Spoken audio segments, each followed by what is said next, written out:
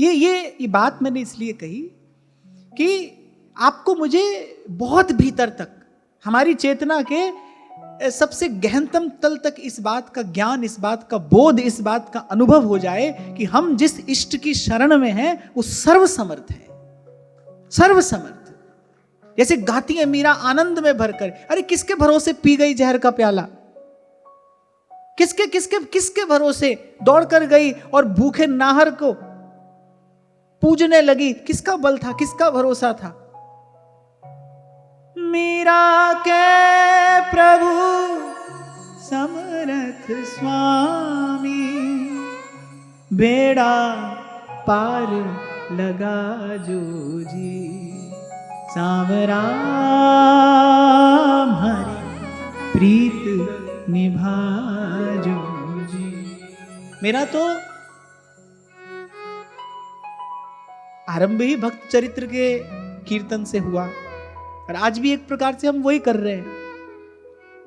पर सब भक्तों के चरित्र में दो चरित्र मेरी आत्मा के सबसे अधिक निकट हैं, मीरा जी का चरित्र और द्रौपदी जी का चरित्र।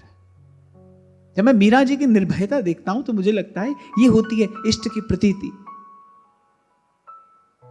भावे कोई निंदो भावे कोई बंदो, गुण गोविंद जी रागा श्याम।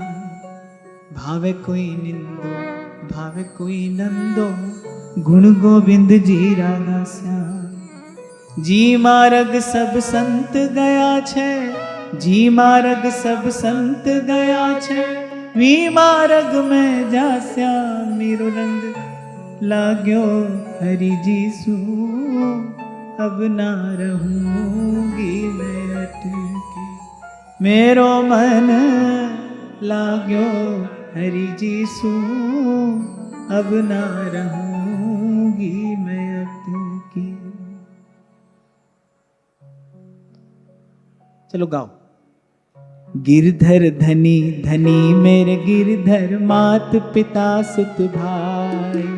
गिरधर धनी धनी मेरे गिरधर, मात पिता सुत भाई। गिरधर धनी धनी मेरे गिरधर, मात पिता सुत भाई। गिरधर धनी धनी मेरे गिरधर, मात पिता सुत भाई। थे था के मैं माँ के होरण जी, था के मैं माँ के होरण जी। थे था के मैं माँ के होरण जी, था के मैं माँ के होरण जी। यूं कह मीरा बाई, मेरो मन लाग्यो हरि जी सू, अब ना रहूंगी मैं अटकी। मेरो मन लाग्यो हरि जी सू, अब ना रहूंगी मैं अटकी।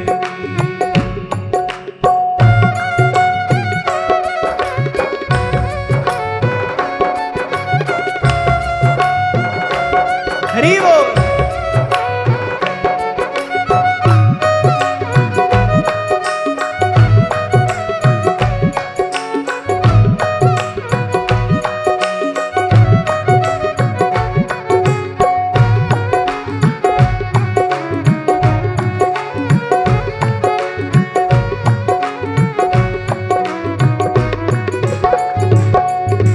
भाग खुल्या मारा साध संगत सो, सावरिया के बट की। भाग खुला मारा साध संगत सो, सावरिया के बट के। भाग खुला मारा साध संगत सो, सावरिया के बट की। भाग खुला मारा साध संगत सो, सावरिया के बट की। मीरा के प्रभु गिरधर नागर, मीरा के प्रभु गिरधर नागर। मीरा के प्रभु गिरधर नागर, मीरा के प्रभु गिरधर नागर। जन्म मरण सू छुटगी मेरो मन, लाग्यो हरि जी सू, अब ना रहूंगी मैं अटकी। मेरो मन लाग्यो हरि जी सू, अब ना रहूंगी मैं अटकी। मेरो मन लाग्यो हरि जी सू, अब ना रहूंगी मैं अटकी। मेरो मन लाग्यो हरि जी सू, अब ना रहूंगी मैं अटकी। मीरा के प्रभु गिरधर नागर, मीरा के प्रभु गिरधर नागर, मीरा के प्रभु गिरधर नागर, मीरा के प्रभु गिरधर नागर। जन्म मरण सो छुट गई मेरो मन, लाग्यो हरि जी सो अब ना रहूंगी मैं अटकी। मेरो मन लाग्यो हरि जी सो अब ना रहूंगी मैं अटकी। मेरो मन लाग्यो हरि जी सो अब ना रहूंगी मैं अटकी। मेरो मन लाग्यो हरि जी सो अब ना रहूंगी मैं अटकी। और ये शब्द मैं बार बार क्यों गाता हूं, आपसे गवाता हूं, क्योंकि इसके मूल में प्रतीति है। ये किसी कवि की कविता नहीं है। अगर ये किसी कवि की कविता मात्र होती तो काल इसे कब का समाप्त कर चुका होता। ये कोरी कोरी प्रतिभा का कोई चमत्कार नहीं है, इसके मूल में प्रतीति है, इसके मूल में अनुभव का प्रकाश है।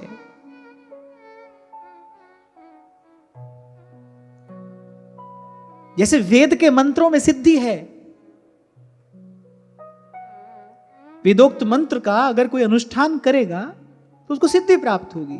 वेदोक्त मंत्र के अनुष्ठान से जैसे सिद्धि प्राप्त होती है, ऐसे संतों के शब्दों से अंतःकरण की शुद्धि प्राप्त होती है। इसीलिए मैं गाता हूं, बार बार आपसे गवाता हूं, इसके मूल में अनुभव का प्रकाश है। कई 100 साल हुए मीरा को, सूरदास को, जिन रसिकों की वाणियां हम गाते हैं इनको। आप देखना समय बीतता जाएगा, समय बीतता जाएगा, लेकिन इनका आनंद, इनका प्रकाश अक्षुण्ण रहेगा, ज्यों का त्यों। जब कोई गाएगा तब उसे उसी आनंद की अनुभूति होगी। आप सबके भाव में पढ़ लेता हूं ना, मैं देख लेता हूं, आप सबका दर्शन हो रहा है मुझे यहां से। ये जो भाव आपके हृदय में संचरित होता है, ये मेरा स्वर नहीं है, ये इन शब्दों की चेतना है, इन शब्दों की ऊर्जा है। इसे कहते हैं प्रतीति। जान लिया, मीरा ने जान लिया कि मेरा स्वामी सर्व समर्थ है। गुरु साहब कहते हैं अपनी बाणी में, वो जिसदा साहेब डाढ़ा होए, इसको मार ना साके को। और जब तक ये प्रतीति नहीं होगी, जैसे मैंने कहा, सुख सुख कहने से सुख नहीं मिलता, धर्मानुकूल आचरण करने से सुख मिलता है। ऐसे प्रेम प्रेम कहने से प्रेम नहीं होगा। प्रेम प्रेम सब कोई कहे, फिर प्रेम ना चीन्ह है कोई। उसके लिए जी मार्ग सब संत गया छे, वी मार्ग में जा से।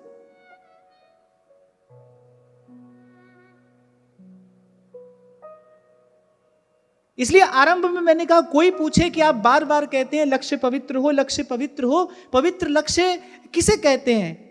सत्य का अनुभव पवित्रतम लक्ष्य है। मुझे सत्य का अनुभव हो, मैं इस असत से, इस मिथ्या से मुक्त हूं, यह पवित्र लक्ष्य है। इसके लिए पुरुषार्थ करना है, इसके लिए मेहनत करनी है। मेहनत तो बहुत की हमने, तन मन दोनों जर्जर हो गए मेहनत करते करते। सभी ने मेहनत की है, सब मेहनत कर रहे हैं। जिससे पूछो उसकी कहानी यही है, हमने बड़ी मेहनत की, बड़ा जीवन संघर्ष से भरा रहा। सबकी अपनी अपनी यही कहानी है। मिला कुछ भी नहीं, बड़ा ही अन्याय हो रहा है भाई भगवान के दरबार में। आप मेहनत ही करे जा रहे हो, वो आपको कुछ दे ही नहीं रहा है। आप सुख सुख करते मरे जा रहे हो, आपको सुख मिले ही नहीं रहा है, तो बड़ा अन्याय कर रहा है भगवान। क्या करें ना, करने में भूल हो रही है, भारी भूल हो रही है, छोटी नहीं भारी भूल। तो ये जो आज हमने चर्चा की, बड़े ध्यान रखने की छोटी सी बात है। जानने से प्रतीति होगी, प्रतीति से प्रीति होगी, और जाना जाएगा गुरु की कृपा से। गुरु जनाएगा।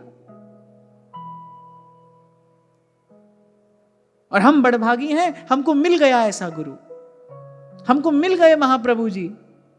शरण दी हमको, हृदय से लगाया, उठाकर जगत से विपिन में रमाया। और कर क्या रहे हैं? हटाकर विषय पंख को धीरे धीरे प्रिया लाल के प्रेम सर में नवाया, जिन्होंने ललित नेह नाता निभाया, उन्हीं व्यास नंदन की जय बोलते हैं, जिन्होंने हमें प्यार करना सिखाया, उन्हीं व्यास नंदन की जय बोलते हैं। तो परीक्षित जहां जाते सबके मुख से श्री कृष्ण का ही यश श्रवण करते। और जब कोई उनको ये बताता ना, अब श्री कृष्ण का प्रभाव तो वो जानते हैं, उन्होंने गर्भ में श्री कृष्ण के प्रभाव का दर्शन कर लिया है, लेकिन जब संतों के मुख से भगवान की कथा सुनते ना तो भगवान के स्वभाव का अनुभव होता। फिर श्री कृष्ण के चरणों में प्रेम का, अनुराग का वो भाव और गाढ़ा हो जाता, प्रीति और गाढ़ी हो जाती। अभी शायद 2 दिन पहले हमने चर्चा की ना, गाढ़ी प्रीति, गाढ़ा स्मरण। किसको कहते हैं गाढ़ा स्मरण? जो व्यवहार में भी बाधित ना हो। कब जानना चाहिए कि भगवत स्मरण गाढ़ा हो गया है? जो व्यवहार में भी बाधित ना हो, माने व्यवहार जिसको बाधित ना कर सके, व्यवहार जिसको प्रभावित ना कर सके। संसार में आने वाली अनुकूलता, प्रतिकूलता, सुख दुख, शुभ अशुभ, मान अपमान, ये सब आपके भजन को प्रभावित ना कर सके, उसे कहते हैं गाढ़ा स्मरण। छोटा सा उदाहरण दिया था मैंने आपको, गगरी में जल होगा, आप दौड़ कर जाओगे, आप आराम आराम से चल रहे हो, संभाल कर चल रहे हो तो ठीक है, लेकिन जैसे ही दौड़ने लगोगे वो जल छलकने लगेगा।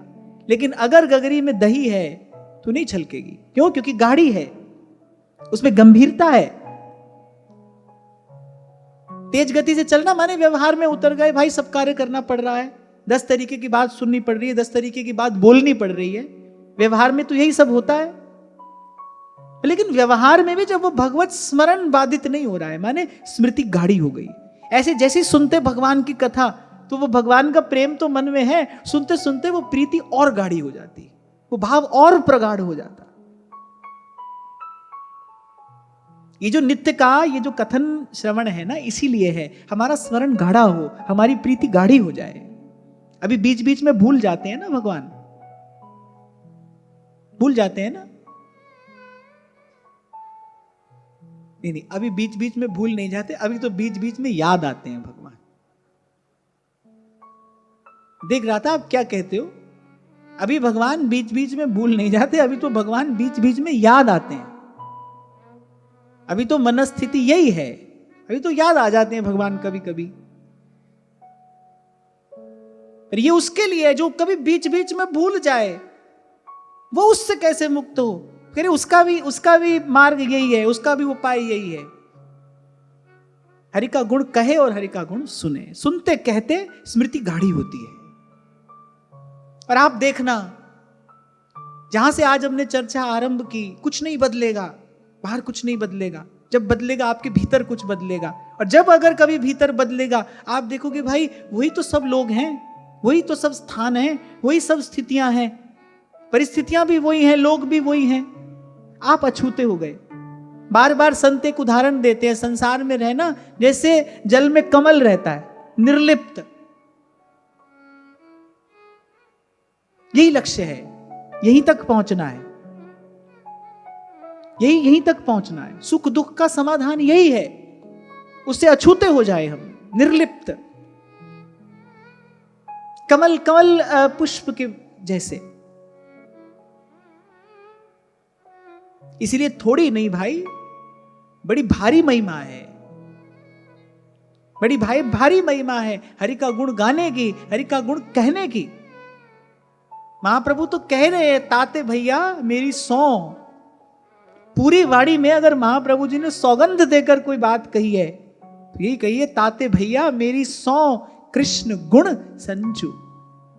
कह रहे लोक परलोक में सुख का साधन यही है। अंतिम बात महाप्रभु यही कहते हैं, इस लोक में भी और परलोक में भी सुख का साधन यही है, कृष्ण गुण संचु। आगे यही प्रसंग आने वाला है।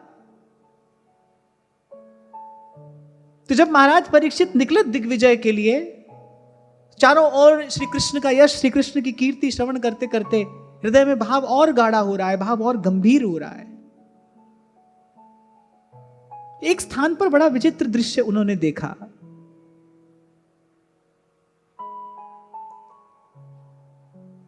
अब ये कथा जो है कौन सुना रहा है? सूत जी सुना रहे हैं शौनक आदि ऋषियों से। अब सूत जी ये कथा कह रहे हैं कि महाराज परीक्षित ने एक बार कलयुग को शूद्र के रूप में एक राजा का रूप धारण किए देखा और फिर उसको दंडित किया। अब जब सूत जी ने यह बात बताई तो शौनक जी ने एक प्रश्न पूछा, बोले मार ही क्यों नहीं दिया, दंड देकर छोड़ क्यों दिया?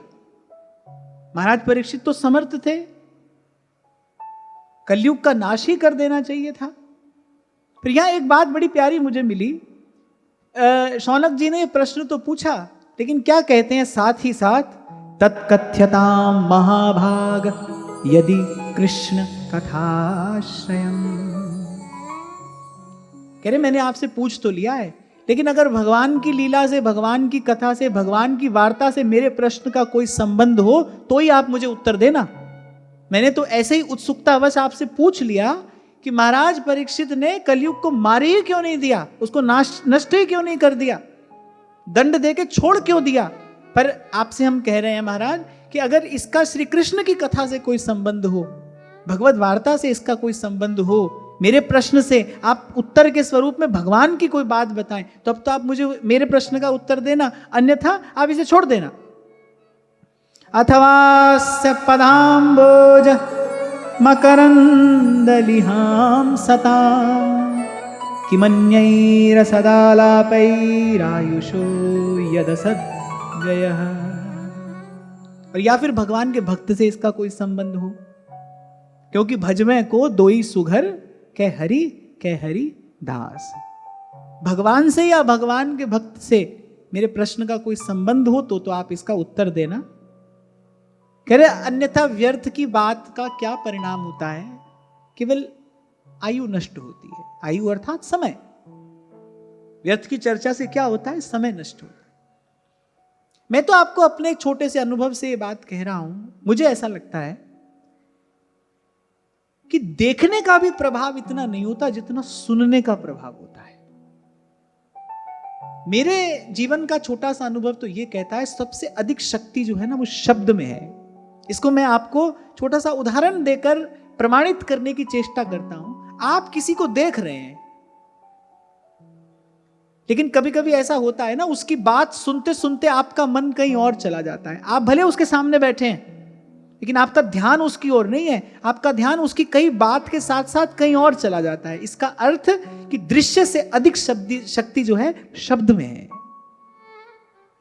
क्यों श्रवण को पहली भक्ति बताया? क्यों भगवान कहते मैं सबसे पहले कान से हृदय में जाता हूं? सुनना जो है ना उसका बड़ा गहरा प्रभाव होता है, गंभीर प्रभाव होता है। इसलिए संत कहते हैं, हमारे गिरिराज जी वाले बाबा तो कहते ही थे, प्रातः स्मरणीय पंडित श्री गया प्रसाद जी महाराज कहते काउ दिना भजन को मन ना होए तो बोले खाए ले पी ले सोए जा। बोले संसार की वार्ता ना करे, विषय की वार्ता ना करे, कान से संसार को भीतर मत लेकर जाइए, व्यर्थ की चर्चा मत करिए। पूर्व भी कभी मैंने आपको कहा था, जो साधक है उसके जीवन में कोई और व्रत हो न हो, पर उसके जीवन में एक व्रत जरूर होना चाहिए। भाई समय व्यर्थ नहीं करेंगे, ये एक व्रत होना चाहिए साधक का, ये जीवन व्रत हो। जब तक जीवन हो तब तक इस बात का संकल्प रहे, पवित्र संकल्प, भाई समय व्यर्थ नहीं जाने देंगे। और मैं आपको बड़े विश्वास के साथ ये बात कह रहा हूं, इस एक संकल्प के करते ही आप अपने जीवन में आमूल चूल परिवर्तन देखेंगे। एक संकल्प से समय का आदर करिए। क्यों? क्योंकि ये आपकी मेरी प्रत्येक चेष्टा, प्रत्येक वृत्ति, ये जीवन काल के ही तो अधीन है। काल ही तो चला रहा है सबको, उस काल का आदर करिए, समय व्यर्थ न जाने पाए। कोई व्यक्ति व्यापार में ऐसी जगह पर धन नहीं लगाता जहां से उसके लौट के आने की कोई संभावना ही ना हो। कोई नहीं लगाता है, बुद्धिमान व्यक्ति तो नहीं लगाता, वहीं लगाता है जहां से वो बढ़ के लौट कर आए। तो आप ध्यान रखना, संसार में जो आप समय इन्वेस्ट कर रहे हो ना, कोई रिटर्न नहीं है उसका, नुकसान तो है। You may be in debt some time, किसी समय हो सकता है ऋण और चढ़ जाए, हानि तो उसकी है और लाभ कोई नहीं है। लेकिन यहां जो आप समय लगा रहे हो ना, ये बड़ा अच्छा इन्वेस्टमेंट है। ये जो आप समय दे रहे हो यहां पर, नाम में, जप में, कथा में, कीर्तन में, सेवा में, ये जो आप समय दे रहे हो ना, ये बड़ा बड़ा सुंदर, ये श्रेष्ठ इन्वेस्टमेंट है। It will come with a return. कुछ दिन पहले आपसे मैंने कहा था, ये लम्हा तो आकर गुजर जाएगा। ये समय जो आया है, ये तो रोज आता है, आकर चला जाता है। ये लम्हा तो आकर गुजर जाएगा, पर इन लम्हों का एक दिन असर आएगा। एक दिन आप इसका प्रभाव देखेंगे अपने जीवन में, कुछ बदला सा मिलेगा आपको। इन लम्हों का एक दिन असर आएगा। इसलिए आपको कहा मैंने कि जो एक एक श्लोक में छोटी छोटी बात जो मिल रही है ना, ये छोटी छोटी बात जीवन में बड़ा काम बनाने वाली बात है। पूछ तो बैठे प्रश्न, कह रहे भाई लेकिन ऐसे ही कोई संसार व्यवहार की चर्चा हो तो आप हमको इसका उत्तर न देना, भगवान की बात हो तो आप बताओ, हरि चर्चा हो तो आप सुनाइए, भक्त की चर्चा हो या फिर भगवान की चर्चा हो। क्यों? मंदस्य मंद प्रज्ञस्य वयो मंदायुषश्च वै निद्रया ह्रियते नक्तं दिवाच व्यर्थ कर्म। ऋषि मुनि कह रहे हैं, एक तो आयु थोड़ी है,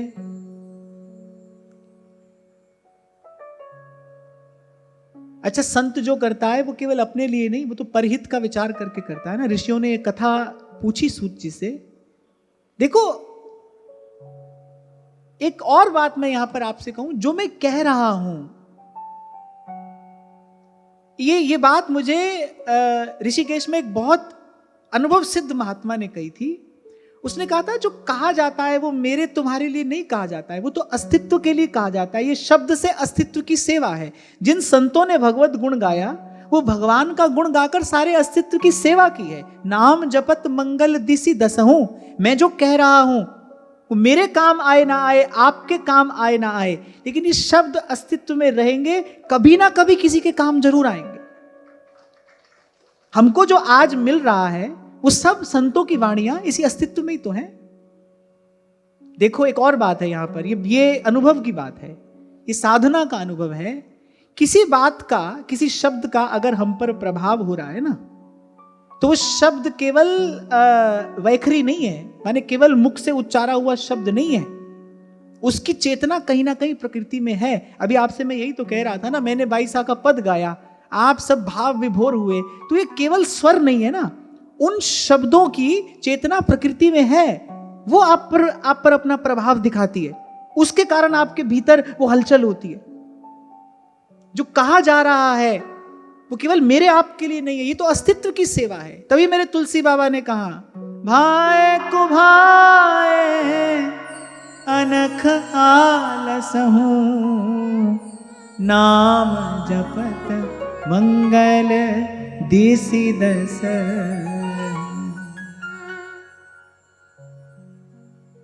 इसीलिए मैं आपसे कह रहा था, सबसे बड़ी शब्द की शक्ति है।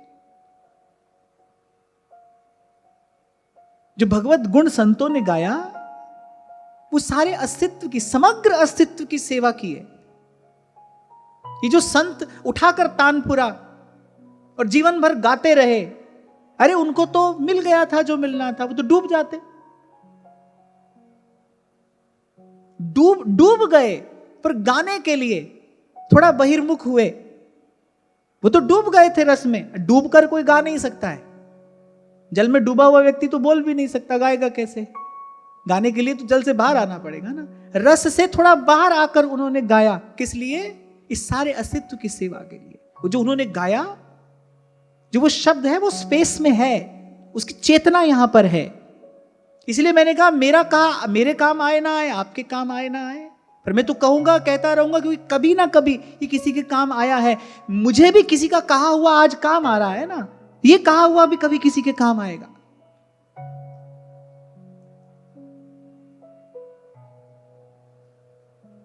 यही अनुभव साधना कराती है। साधन की कृपा से यही सूक्ष्म अनुभव होता है। तो ऋषि मुनियों ने जो पूछा है ना, वो केवल अपने लिए नहीं पूछा, वो ये जानते हैं कि ये शब्द रहेंगे सदा। ऋषियों को आपका मेरा भी विचार है, आपकी मेरी भी चिंता है। जब कलयुग आ जाएगा तब कहा मंदस्य मंद प्रज्ञस्य, बोले एक तो कलयुग के मनुष्य की आयु थोड़ी होगी, फिर उसकी बुद्धि और कम होगी। वयो मंदायुषश्च वै, आयु थोड़ी बुद्धि कम।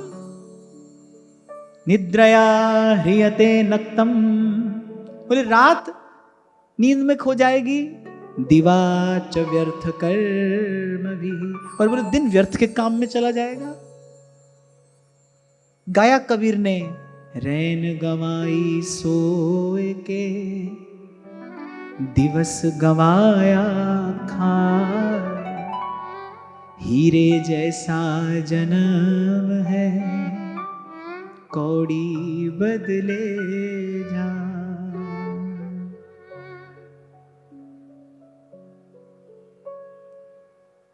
तो इसलिए वो ही कहिए जिससे सबका हित हो। इसीलिए कभी कभी आपको संकेत करता हूं मैं मौन की ओर। बड़ा अद्भुत शक्ति संचय होता है मौन से। मौन से अब बुरा मत मानना, और आप देखना जी दिन भर में कितना कुछ आप बिल्कुल व्यर्थ का ही बोलते हो, उसकी कोई आवश्यकता नहीं है, कोई भी आवश्यकता नहीं होती उसकी, व्यर्थ का ही आप बोलते हैं। व्यवहार से बचने के लिए क्यों कहा जाता है?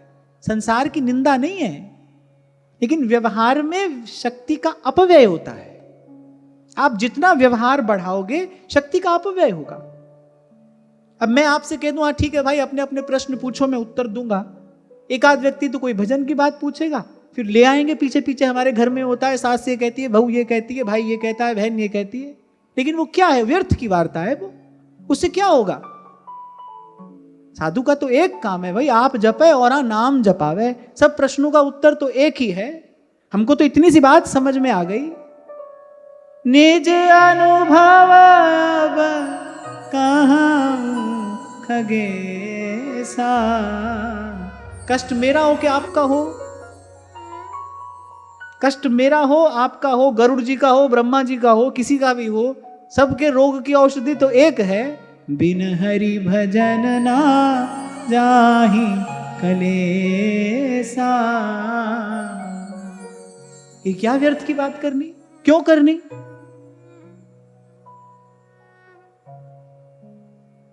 कि कैसी कैसी शुद्ध प्रज्ञा है ऋषियों की। शौनक जी ने कहा, बोले लेकिन श्री कृष्ण और श्री कृष्ण के भक्तों से यदि मेरे प्रश्न का कुछ संबंध हो तो आप उत्तर देना, अन्यथा इसका विस्तार करने की कोई आवश्यकता नहीं है। हमारे शब्दों में कहा, अदरवाइज जस्ट इग्नोर, इसको छोड़ दीजिए, अनदेखा अनसुना कर दीजिए इसको।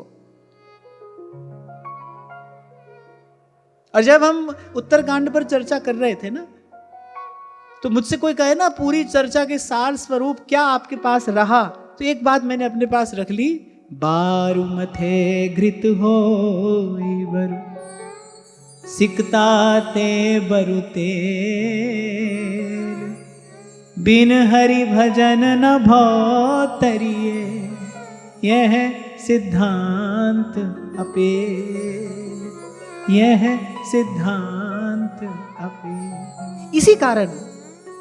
इसी कारण पहले आपसे मैं कहता था कि भाई आपके अनेक अनेक प्रश्नों का मैं क्या उत्तर दूं, क्यों उत्तर दूं? देखो ये ऋषि मुनियों की कही बात है, ये कि हमको कोई भी ऐसी चर्चा, ऐसी वार्ता आरंभ नहीं करनी जिसका लक्ष्य फिर कहीं संसार हो जाए, व्यवहार हो जाए। और आपको क्या लगता है, मैं आपको समाधान दे दूंगा कुछ अपनी बुद्धि से, आपका समाधान हो जाएगा? मैं दे भी दूं, पहली बात तो सुनने वाला खबर नहीं मानेगा कि नहीं मानेगा। उसके अनुकूल होगी तो मानेगा, अनुकूल नहीं होगी तो नहीं मानेगा। और फिर कितनी मानेगा? इतने झंझट में पड़ना ही क्यों है भाई? सीधे सीधे हरि भजो। मन माया में फंद रहो, हमारा काम तो एक है, बिसरो गोविंद नाम। कह नानक बिन हरि भजन, कह नानक बिन हरि भजन, जीवन कोने काम, जीवन कोने काम। और फिर मैं तो ये कहूंगा भाई, जो गया सो गया।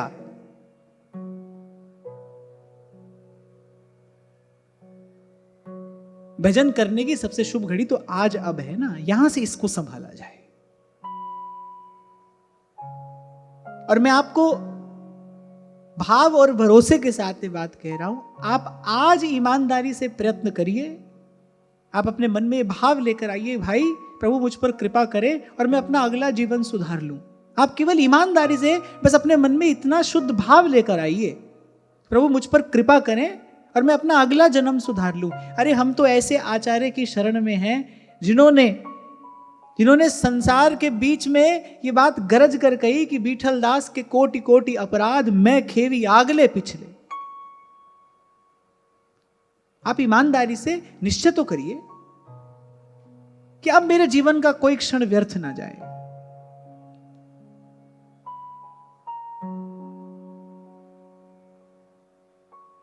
तब सूत जी मुस्कुराए। शौनक जी की प्रज्ञा को उन्होंने मनी मन प्रणाम किया। उन्होंने कहा ऐसा श्रोता होना चाहिए, ऐसा श्रोता होना चाहिए उसके मन में बस केवल भगवद यश सुनने की ही पिपासा हो। भगवान तो भाई कहने वाले के हृदय में भी बैठे हैं और भगवान तो सुनने वाले के हृदय में भी बैठे हैं। कहने वाले का हृदय पवित्र हो, सुनने वाले का हृदय भी तो पवित्र होना चाहिए। भगवान तो वहां पर भी आसन ग्रहण करेंगे। मन तो आपका भी मंदिर है, मेरा भी मंदिर है। और अब माने तो फिर सूत जी ने कहा कि जब दिग्विजय के लिए निकले महाराज परीक्षित, दीर्घ काल तक सुंदर सा शासन, 3 अश्वमेध यज्ञ किए, और जब दिग्विजय के लिए निकले तब उन्होंने कहा कि उन्हें एक बड़ा आश्चर्यजनक दृश्य देखा कि धर्म एक वृषभ का रूप धारण करके, बैल का रूप धारण करके एक पैर से घूम रहा है, और वहीं पर गौ के रूप में पृथ्वी। जैसे पुत्र की मृत्यु से माता दुखी नहीं हो जाती है, पहले ऐसे पृथ्वी के नेत्रों से अश्रु झर रहे हैं। उस गौ स्वरूपा पृथ्वी के नेत्रों से अश्रु झर रहे हैं, उसका सारा शरीर श्रीहीन हो रहा है। और धर्म ने पृथ्वी से पूछा कि कल्याणी, तुम्हारी ये दशा किस कारण हो रही है? धर्म ने अनेकों अनेक बातें कही। क्या इसलिए कि बड़ा विपरीत काल, बड़ा विपरीत समय आ गया है? पर धरती का सबसे बड़ा गुण क्या है? धैर्य। इसीलिए कहीं अगर धैर्य की उपमा दी जाती है ना, तो कहा जाता है कि धरती के समान धैर्य, वो सब सहती है धरा, कितना कुछ सहती है और कभी कुछ नहीं कहती, कभी कुछ नहीं कहती। और कितना सहती है, तो धैर्य है ना, ये धरा का गुण है। पर आज जब धर्म ने पृथ्वी को अधीर देखा, यहां भगवान वेदव्यास कह रहे जैसे पुत्र के वियोग से माता दुखी नहीं हो जाती है, पुत्र की मृत्यु जैसे माता को पीड़ित कर देती है, फिर ऐसे ही आज पृथ्वी की दशा है। धर्म से देखा नहीं गया। तब धर्म ने पूछा तुम्हारी ये दशा क्यों है? क्या इसलिए कि बड़ा विपरीत समय आ गया, चारों ओर स्थितियां प्रतिकूल हो गई हैं? धर्म और धर्म का सिद्धांत धीरे धीरे शिथिल पड़ रहा है। विद्या जो है वो दुराचारियों के हाथ में पड़ गई है। विद्या का उद्देश्य अब केवल धर्म विरोधी राजाओं की सेवा करना ही रह गया है। ऐसे अनेक अनेक बातें धर्म ने कही, और फिर अंत में एक बड़ी सुंदर बात कही कि नाना, मुझे लगता है कि तुम्हारे सौभाग्य स्वरूप भगवान तुम्हारा त्याग करके अपने धाम को चले गए हैं, इसलिए तुम इतना व्याकुल हो रही हो, इसलिए तुम इतना अधीर हो रही हो। अन्यथा तुमने तो युग युगों से अपार कष्ट सहा है। तुम्हारे जैसा धैर्य, तुम्हारे जैसी सहनशीलता और किसमें हो सकती है? तब पृथ्वी ने उत्तर दिया पृथ्वी ने कहा कि जो प्रश्न आप मुझसे पूछ रहे हैं उसका उत्तर तो आपने स्वयं ही दे दिया, आप जानते ही हैं। वो वज्र अंकुश से अंकित वो जो चरण चिन्ह बार बार मुझे प्राप्त होते थे, मैं सौभाग्य के मूल श्री हरि के उन चरणों से रहित हो गई हूं। भगवान मेरा त्याग करके चले गए। मेरे शोक का, मेरी पीड़ा का कारण केवल यही है। अब इसके बाद अगले कुछ श्लोकों में पृथ्वी ने भगवान के कुछ गुण कहे हैं। यद्यपि भगवान तो अनंत गुण निधान है, अनंतानंत कल्याण गुणगण संपन्न श्री कृष्ण है, पर यहां पर पृथ्वी ने भगवान के कुछ गुण कहे हैं। अभी कुछ देर पहले मैं आपसे कह रहा था ना, महाप्रभु ने कहा है ना, ताते भैया मेरी 100 कृष्ण गुण संचू। कृष्ण के वो कौन से गुण? यहां पृथ्वी ने 39 गुण भगवान के तो गिनाए हैं। अनंत अनंत गुणों में ये 39 गुण पृथ्वी ने भगवान के कहे, और महाप्रभु ने कहीं शायद इन्हीं गुणों का संकेत किया है कि इनमें से जो आप अपने जीवन में संचित कर सकें, इन गुणों का संचय करिए। मुझे ऐसी बात कहीं और भक्ति साहित्य में पढ़ने को नहीं मिली। भगवान का गुण गाइए ये तो सबने कहा, पर महाप्रभु कह रहे कृष्ण गुण संचू, कृष्ण के गुणों का संचय करिए। ये बात महाप्रभु ने ही कही है। संचय करिए माने ले आइए उनको अपने जीवन में, जैसे हंस चुग लेता है ना मोती। अब आप कहेंगे क्या भगवान के गुण हमारे भीतर आ सकते हैं? अवश्य आ सकते हैं। क्यों? भक्ति भक्त भगवंत गुरु चतुर नाम बपुए। भक्ति भक्त भगवंत गुरु चतुर नाम बपु एक। मैं पहले भी आपसे कभी कहा करता था, भक्ति कहने को भक्ति है, अरे होने को तो वो भगवान की भी भगवान है, वो तो भगवान का दान करने वाली है। जैसे ही भक्त और भगवान में, जीव और भगवान में जैसे ही भक्ति का संबंध स्थापित होता है, तैसे ही भगवान के गुणों का संचार भक्ति के माध्यम से जीव के हृदय में होने लगता है। कैसे? कैसे नाम रटत आई सब सोही।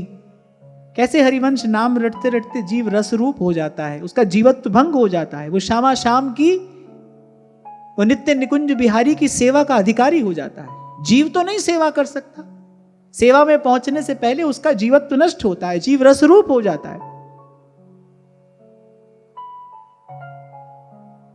तो ये कुछ दिव्य गुण, और मुझे लगता है कि ये गुण इसीलिए कहे गए हैं, अन्यथा केवल इतना ही कह दिया जाता। भगवान के कुछ विशेष गुण कहने का कुछ विशेष तात्पर्य है, इतना भी कहा जा सकता था कि अनंत अनंत गुणों से संपन्न भगवान। पर पृथ्वी ने कुछ गुण कहे, कहने का कुछ प्रयोजन है कि इन गुणों का संचय अपने जीवन में किया जा सकता है। तभी आचार्य चरण इसकी आज्ञा कर रहे हैं, मेरी 100 कृष्ण गुण संचू।